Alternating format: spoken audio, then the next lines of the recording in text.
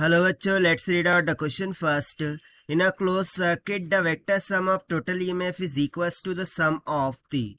So basically यहाँ पे बोल रहा है कि इलेक्ट्रिकल क्लोज सर्किट में vector sum of total EMF ये किसके इक्वल होता है। तो चलिए स्टार्ट करते हैं हम सॉल्यूशन से, but before of its let's talk about the key concept which we are going to use here for this question. So इसमें हम सिंपली जो किरचॉफ्स का वोल्टेज लॉ है वो यूज कर लेंगे, that is KVL.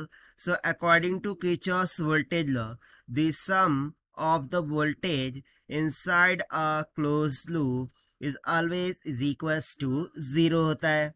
सो देखिए यहाँ पर बेसिकली क्या बोल रहा है, लेट्स सपोज कि मेरे पास एक क्लोज लूप सर्किट है, ठीक है, जिसमें बेसिकली टोर रेजिस्टेंस है उनको सीरीज में कनेक्ट कर दिया है मैंने, ठीक है, across a voltage supply of we.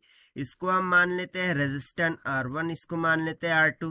जब हम सप्लाई जोड़ेंगे तो इसमें करंट फ्लो होगा, उसको हम मान लेते हैं I के इक्वल, ठीक है। सो यदि मैं यहाँ पर कंसेप्चुअल फॉर्मूला लगा दूँ, that is Kirchhoff voltage law लगा दूँ। सो लेट सपोज कि मैं इस डायरेक्शन में किरचॉफ वोल्टेज लॉ लगा रहा हूँ। So I am going from negative to positive. So यहाँ पर according to KVL sum of the voltage inside the loop always equals to 0 होना चाहिए।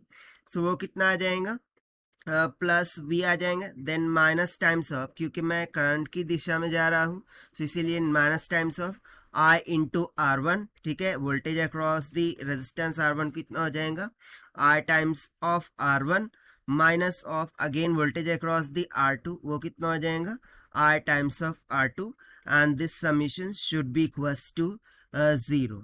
सो बेसिकली यहाँ पर यदि मैं देखूँ सो ये किसको इंडिकेट कर रहा है, vector sum of total EMF को।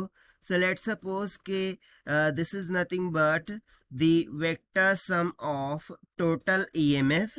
सो this will be equals to V minus I into R1 minus of R times of R2। So यहाँ पर सिंपली हम क्वेश्चन से देख सकते हैं कि ये वेक्टर सम किसके इक्वल आया है, जो भी पोटेंशियल है वो माइनस ऑफ जो भी करंट है और रेजिस्टेंस है उनके मल्टीप्लिकेशंस के इक्वल आया है, ठीक है। यहाँ से हम सिंपली बोल सकते हैं कि किसके इक्वल होता है, the product of currents and resistance, जो भी करंट होता है वो, ठीक है, एंड रेजिस्टेंस के मल्टीप्लिकेशन के इक्वल होता है, ठीक है। और देखिए यही हो जाएगा हमारा required answer for this question जो कि हमें सॉल्व करना था, and this we have found by using the concept of Kirchhoff's voltage law. Now let us take the option. So option C will become correct. So this is the required solution. I hope you understood well. Best of luck. Thank you.